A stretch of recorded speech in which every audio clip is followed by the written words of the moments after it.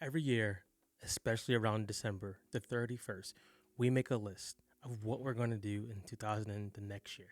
Right now, it'll be 2026. And around February, we don't know where that goal chart is at. We don't know what's happening. Today, I'm going to give you something that can help you not only have a better 2026, but a better life. And this is simply called the one shift. Now, I didn't make this up. This is from the Bible, a little bit of neuroscience, and just a lot of trial and error. I was the person who made big goals every year. I mean, I'd have a list of like 20. Right now, I have a list of about five that's sitting over there. But this time and some years prior, I learned that you cannot willpower big change. And we usually see that a lot in our media. We see that a lot in marketing, and we see that a lot in the world.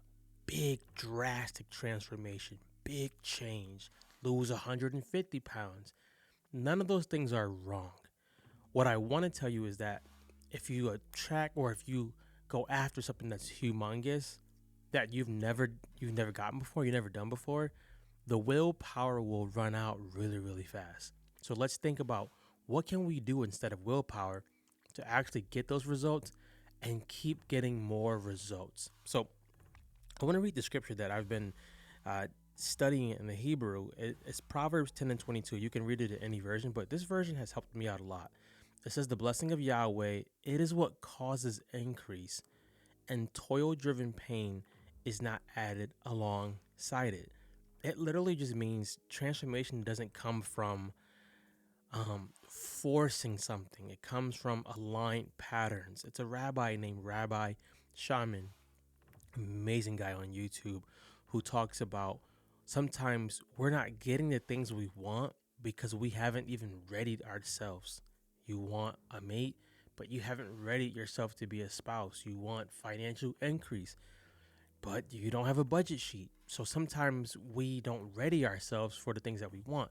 But to start working towards those, I'm going to say you need patterns and habits.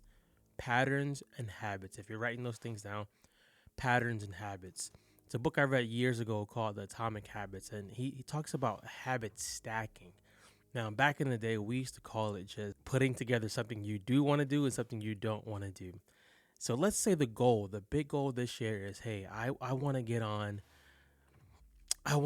more public stages. Let's say that's your goal, but you don't practice speaking now at all, or you don't have like a YouTube channel or a podcast. You don't have a place where people can go find you actually speaking. One of the goals might be, instead of just I want to get on my stages, is I want to be consistent in my podcast. I want to be consistent in my YouTube channel.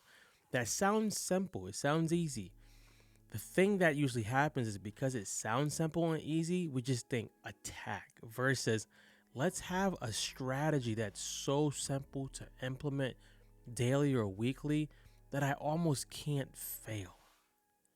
If I was to tell someone, if I was coaching somebody, I would say, hey, if your goal is to get on more stages, and the goal that's going to help you do that is first you practicing speaking by getting on YouTube or a podcast, I would say, what one thing are you going to work towards every single week? That might change, but I would say, is it a way that you can have this become habitual? Can you do it every Tuesday at 10? Could you do it every Thursday at 12? If it becomes habitual and it becomes a pattern, that's really, really hard to stop you. In your brain, there's something called neurons, right? For neurons, when there is no path, it's really, really hard to get something going. And then after a while, when you keep doing something, it becomes super easy. Most of us do not think about how to wash our face or how to brush our teeth because we've done it so many times. And this is what helps you against the traditional willpower or drastic change. So let's just say I was coaching this person. They want to get on more stages. I'm going to ask them, hey, are you investing in your own media so that when people want to come and see what you do and how you sound in your delivery, can you show them something? So let's say they go ahead and they say, I'm going to do the podcast. I would ask them, what habits can we start forming? Maybe every Monday I'm looking at a 10-minute YouTube video on public speaking and I'm taking actions on some of the stuff. Maybe on Tuesdays I'm going to actually record my videos. What can you do weekly towards this goal? Instead of thinking, I got to knock it out in 8 weeks, think, how can I break this down so that I become the person who can handle the goal? I become the person who could handle the blessing, or I become the person who won't get through the open door and let the door shut. And that's going to come from having patterns and habits. So I see this a lot with weight loss. Weight loss is one of the things that people always want to achieve in the next year, and I'm not against it. I would say instead of trying to lose 50 pounds in the first 4 months, how about we just think about losing 50 pounds for the year? But how about we make habits that athletes make? I'm going to drink more water. I'm probably going to figure out a way to get more sleep. I'm going to pay attention to my nervous system. I'm going to pay attention to my CNS, my central nervous system, because that affects me actually working out.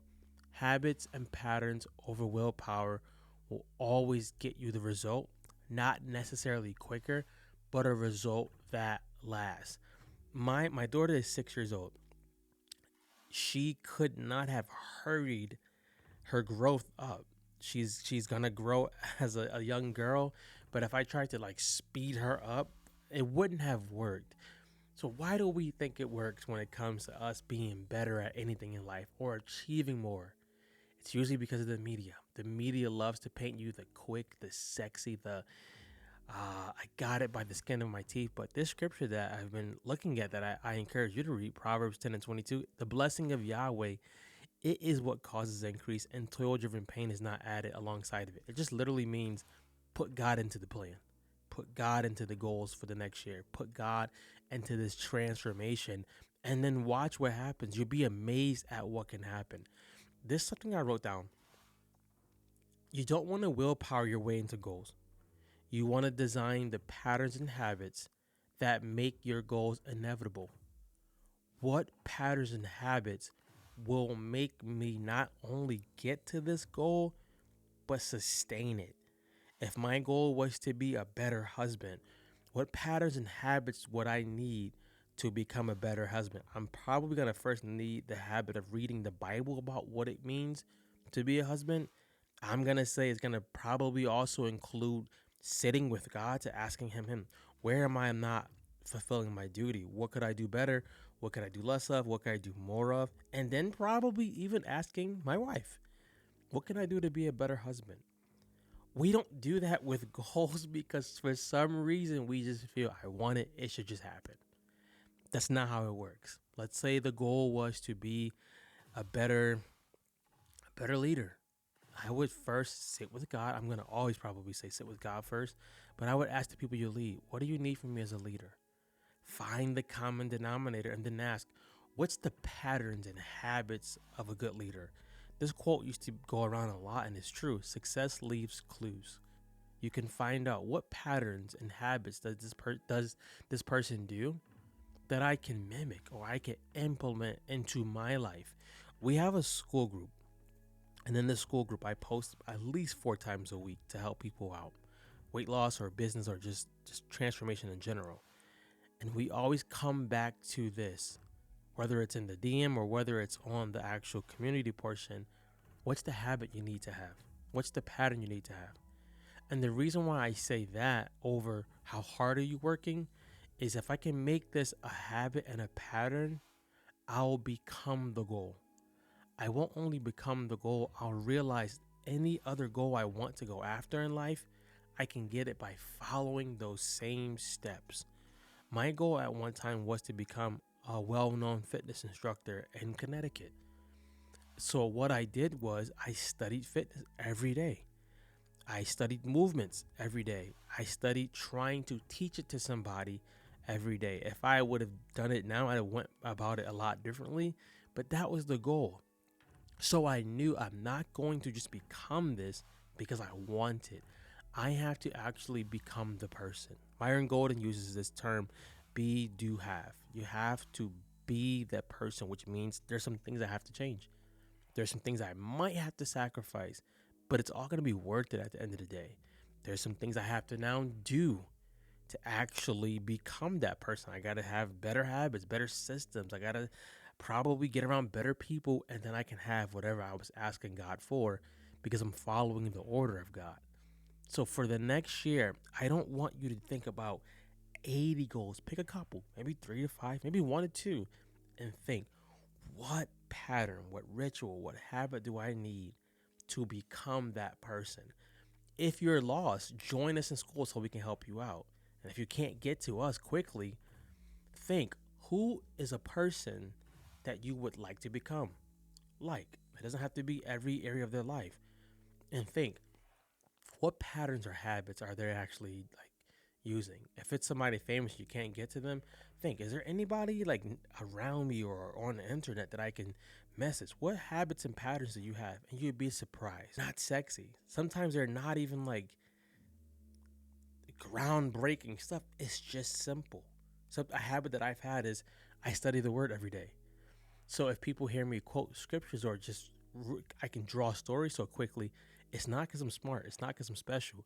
I just have a lot of repetitions in that area because I wanted the habit. I wanted to become a person who knew God's word, to learn it, to implement it, and to share it. So I developed the habit of studying every day. Now, I don't study for hours every day. I study for about 20 to 30 minutes. But imagine doing something that you wanted to become like 20 to 30 minutes every day. What ends up happening? You end up becoming somebody who can achieve much versus somebody who is just willpowering it all the way through.